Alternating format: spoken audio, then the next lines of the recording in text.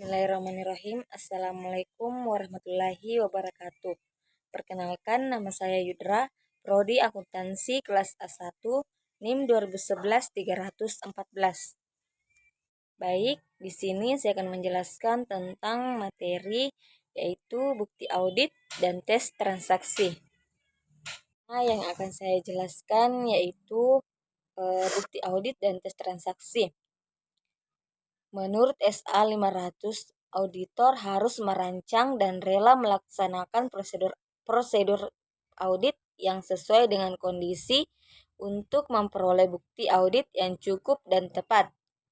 Bukti audit diperlukan untuk mendukung opini dari laporan auditor.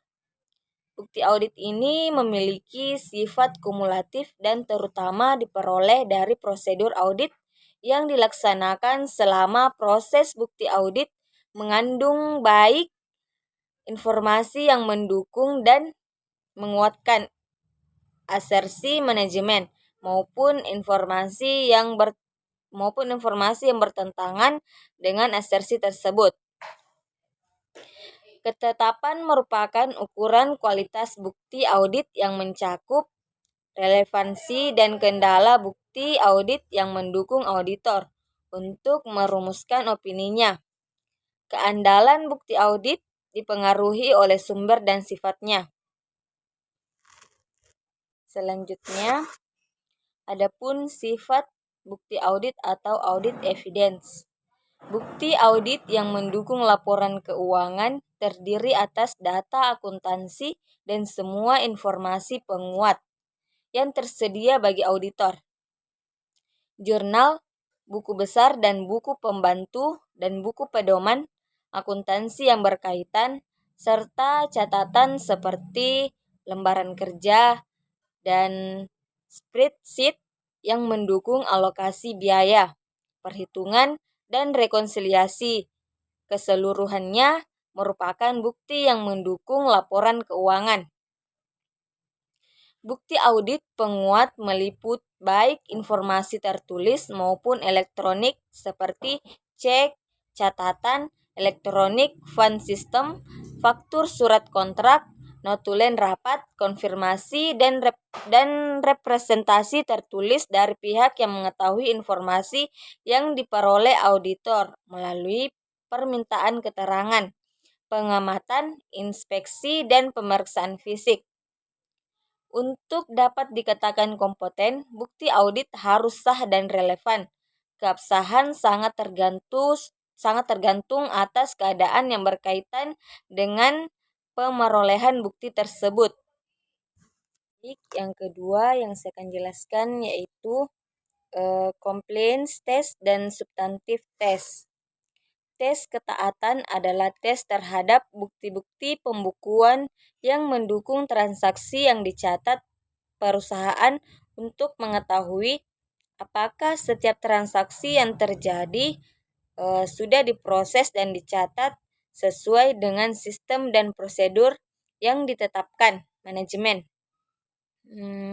Jika terjadi penyimpangan dalam pemrosesan dan pencatatan transaksi, walaupun jumlah rupiahnya tidak material, auditor harus memperhitungkan pengaruh dari penyimpangan tersebut terhadap efektivitas pengendalian intern. Dalam melaksanakan compliance test, auditor harus memperhatikan hal berikut. A. Kelengkapan bukti pendukung. B. Kebenaran perhitungan matematis. C. Otorisasi dari pejabat perusahaan yang berwenang. D. Kebenaran nomor perkiraan yang di debit atau di kredit. E. Kebenaran posting ke buku besar dan sub buku besar. Prosedur pemeriksaan yang dilakukan dalam substantif tes antara lain. 1. Investasi aset tetap. 2. Observasi atas stok opname. Yang ketiga, konfirmasi piutang-utang dan bank. Yang keempat, collection dan subsequent payment. Yang kelima, cash opname. Yang keenam, pemeriksaan rekonsiliasi bank dan lain-lain. Jika pada waktu melaksanakan substantif tes, auditor menemukan kesalahan-kesalahan, harus dipertimbangkan apakah kesalahan tersebut jumlahnya material atau tidak. Jika kesalahan material, auditor harus mengusulkan auditor adjustment secara tertulis. Yang terakhir yang saya akan jelaskan yaitu cara pemilihan sampel.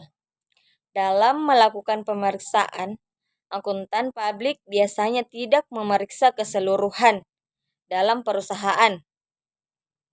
Karena kalau keseluruhannya diperiksa, tentunya akan memerlukan waktu yang lama dan memakan biaya yang sangat besar. Karena itu, transaksi dan bukti diperiksa secara tes basis atau secara sampling. Dari keseluruhan universi diambil beberapa sampel untuk dites dan dari hasil pemeriksaan, sampel auditor akan menarik kesimpulan mengenai universi secara keseluruhan. Cara pemilihan sampel tidak boleh seenaknya karena sampel tersebut haruslah mewakili universi secara tepat. Karena jika sampel yang dipilih tidak tepat, maka akan sangat mempengaruhi kesimpulan yang ditarik. Sampel harus dipilih dengan cara tertentu yang bisa dipertanggungjawabkan sehingga sampel tersebut betul-betul representatif. Baik, itulah sedikit penjelasan dari saya. Kurang lebihnya mohon dimaafkan.